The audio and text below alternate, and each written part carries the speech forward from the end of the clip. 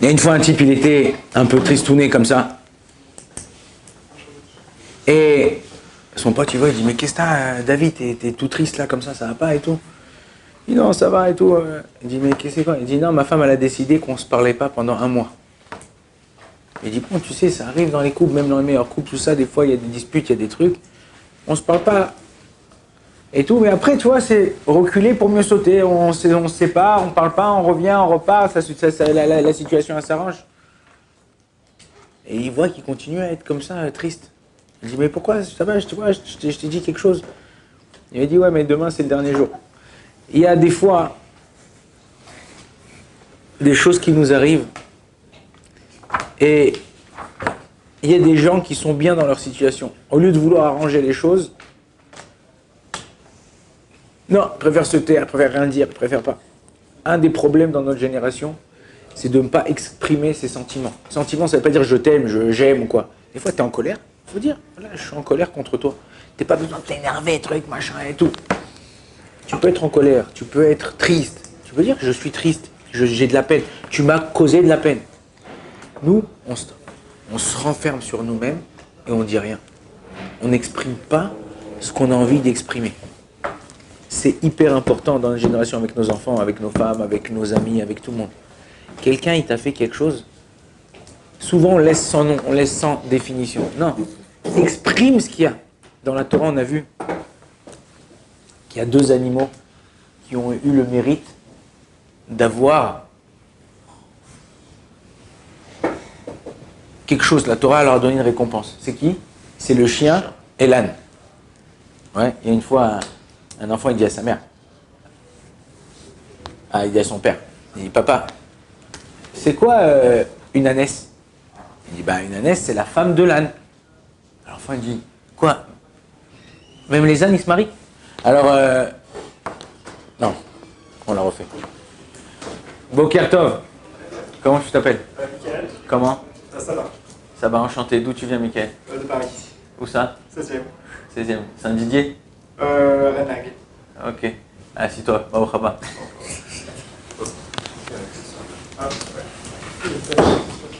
On refait. Donc il y a un enfant, il voit son père et il lui dit, papa, c'est quoi une ânesse? Il lui dit, bah une ânesse, c'est la femme de l'âne. Alors il dit, quoi? Même les ânes, ils se marient? Il dit, ouais, il n'y a que les ânes qui se marient. Alors, en vérité, il faut savoir que le chien, qu'est-ce qu'il a eu comme mérite? Il est écrit dans notre paracha, Lo yacherat kelev eleshono. Quand les Israéliens sont sortis d'Égypte, il y a écrit comme ça dans la Gemara que lorsque l'ange de la mort, il est dans la ville, ou dans un endroit, les chiens, ils aboient. Et lui, il a su se retenir, il n'a pas aboyé pour ne pas faire peur aux Israël. Et il n'a pas aboyé. Akadosh Baruch Hu, il a dit, Kol nevelot ashlichun.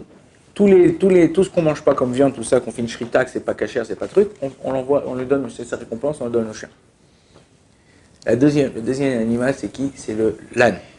Que lorsqu'ils sont sortis d'Égypte, on va voir dans la paracha, il y a eu ce qu'on appelle Bizat Mitzrayim, tout ce que la mer elle a rejeté au bord, l'or, l'argent, tout ça, c'est les ânes qu'ils ont pris sur eux. Ils ont dit, mettez sur nous. Ils ont pris, eux, qu'est-ce qu'ils ont comme mitzvah? Le pidion, le rachat du premier-né, Peter Hamor, rachat de premier-né, âne. Et premier-né aussi enfant, mais premier-né âne. Il y a que seul animal qu'on fait ça. Comment ça se fait? L'autre, il s'est tué, il a fermé sa bouche. L'autre, il a pris sur lui. Et en vérité, c'est ça la différence. Des fois, tu t'embrouilles avec quelqu'un. Ok? Tu parles pas, tu réponds pas. C'est une force. Il y a écrit que le monde y tient sur les gens que lorsqu'ils se disputent avec quelqu'un, au lieu de l'insulter, de lui crier tout ça, ouais, il se tait. Ad belima, blima, sans dire ma, quoi, qu'est-ce que tu veux, non, tu tais. Et il y a des gens que malgré qu'ils se disputent avec quelqu'un ou malgré qu'il y a quelque chose avec quelqu'un, pas seulement qu'ils disent rien, mais ils aident la personne. Ils essayent de trouver comment on peut aider l'autre. Quand tu essayes de prendre sur toi, quelque chose, d'aider la personne, Akadosh Baruch Hu, il t'aide à toi, kiflay, encore plus. Il y a quelques années, un chayal qui s'appelle Hananel Djirafi. Il était à Hebron. Et de nulle part, il y a une femme qui sort avec un couteau, elle le plante dans le dos. Il tombe, elle essaye de tomber sur lui pour terminer ce qu'elle a fait. Et là, il y a un autre soldat qui sort et il la neutralise. Il neutralise cette femme-là. Bon, le temps il passe, 1 mois, 2 mois, 3 mois. À Kiryat Malachi, en allant vers Ashdod, Ashkelon, il y a une petite ville, il y a Kiryat Malachi, Kiryat Gat, Kiryat Malachi. Si on traduit en français, c'est la ville jumelle de Los Angeles. Los Angeles. Kiryat Malachi. Yeah. Ok. Et il est rentré à une femme, elle rentre dans une pharmacie.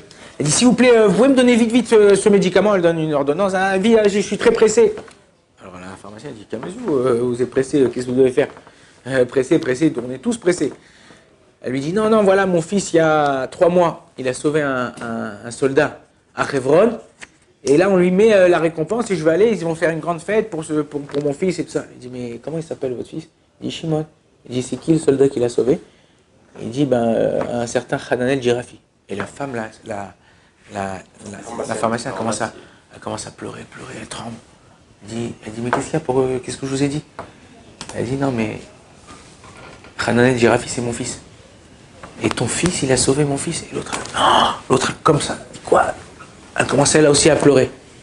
Et elle lui dit, tu te rappelles pas de moi? La femme qui vient acheter les médicaments, elle dit à la pharmacienne, tu te rappelles pas de moi? Je dis non. Il y a 20 ans, 21 ans, je suis venu ici, je voulais acheter des moyens de contraception parce que j'ai 3 filles. Et je voulais un garçon, moi j'avais peur de tomber enceinte une 4e fois et d'avoir une fille. Et mon mari ne voulait pas, il m'a dit un truc et tout ça, et donc on va avoir encore une fille, 4 filles, Abou Abat, ouais, le père des filles, non, moi je veux un garçon. Ouais, chez les Marocains. Ils disent comme ça, Ma Sheba Baochaba, ce qui vient, Baochaba, il est bienvenu. Aval Aïkar, mais l'essentiel, ça soit un garçon. Ok, ça veut dire, non, il y en a, non, c'est pas grave. La Gemara, elle dit, Bat Techila, quand tu as une fille en premier, c'est une bénédiction dans la maison. Alors quoi? Parce que tu es un garçon, tu fais la tête. Tu sais combien d'enfants ils mourraient d'envie, combien de personnes, pardon, ils mourraient d'envie d'avoir des enfants, et ils n'arrivent pas, ils sont mariés avec des années, ils n'arrivent pas à avoir d'enfants. Et tu m'as convaincu, elle lui dit la femme, donc la femme du Khayal qui a sauvé, la femme du soldat qui a sauvé, elle dit, et toi la pharmacienne, tu m'as convaincu de ne pas prendre moyen de contraception, tu lui dis, voilà, tu sais quoi, viens on ouvre, elle était rabat la truc, viens on ouvre Igrot Kodesh, le livre du rabbi, les lettres que le rabbi écrivait. Et on a dit, on a ouvert à l'époque, et le rabbi il disait, Mazel Tov pour la naissance de votre fils. Et j'ai pas pris les moyens de contraception, et ce fils il est né. Tu as sauvé mon fils, toi il y a 21 ans, mon fils maintenant il sauve ton fils. Dire qu'à Kadosh Baruch tu fais du bien, tu prends sur toi, des fois il y a des gens qui te racontent leurs problèmes. Ah ouais, bon d'accord, ah bon, mesquin, le pauvre, que Dieu t'aide.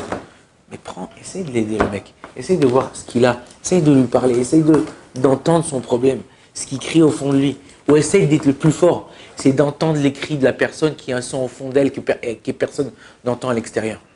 Il y a des gens, ils parlent pas. Vous êtes entre vous, vous êtes dans la yeshiva. Ah, va voir, un soir, tu es dans cette chambre, un autre soir, tu es dans cette chambre, tu parles avec les mecs, tu regardes, tu rigoles, tu essayes de parler. Même si les mecs, ils parlent pas trop, tu crées un lien, tu essayes de l'aider. C'est ce qu'il attend à Kadosh Baruch Hu de nous.